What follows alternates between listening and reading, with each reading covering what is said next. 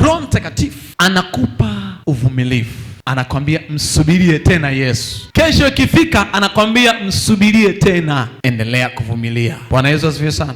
Biblia inasema hivi, yeye atakayevumilia hata mwisho ndiye atakayeokoka. Tupo kwenye mashindano, ukishinda ndio unairithi nchi. Atakayevumilia mpaka mwisho, jamani, ni mpaka mwisho. Sasa wewe kwenye wokovu usivumilia tu, unajua kwenye wokovu bwana, nimekuwa mwaka wa kwanza, mwaka wa karibu ya wa 10, lakini vitu sivielewi, mambo siyaelewi mimi, naona kama vumilia mpaka mwisho. Wokovu ni kuvumilia mpaka mwisho, bila kujali umepata au hujapata, bila kujali una furaha au hauna furaha.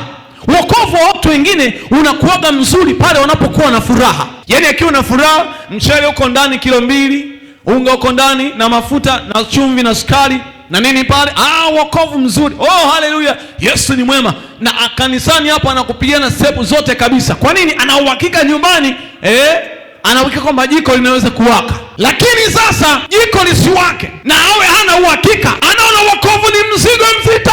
Ndio unamwambia simama tumsifu Bwana, anajaribu tuku, anakuangalia, anasema ungejua nikitoka tu hapa sielewi inakuaje huko. Wokovu wa mtu hauko tu pale ambapo anapata. Wokovu wa mtu upo kwenye tumaini la Roho Mtakatifu. Tumaini la Roho Mtakatifu ndio inakupa wokovu wa kesho tena. Bwana Yesu asifiwe. Wokovu wetu ni uhakika kwa sababu Mungu tuliye naye ni Mungu wa uhakika. Kwa hiyo tunahitaji kuwa na Roho Mtakatifu kila wakati, kila siku. Yesu anamwambia Yohana, ulikuwa unasubira wala ukuchoka, ulinivumilia mpaka pale niliporudi, ulinivumilia. Wokovu unatupa kuvumilia. Ukikosa uvumilivu kama ukiwa umeokoka, jua wokovu wako utaishia pale mbele tu. Na usiokoke kwa sababu ya kitu fulani.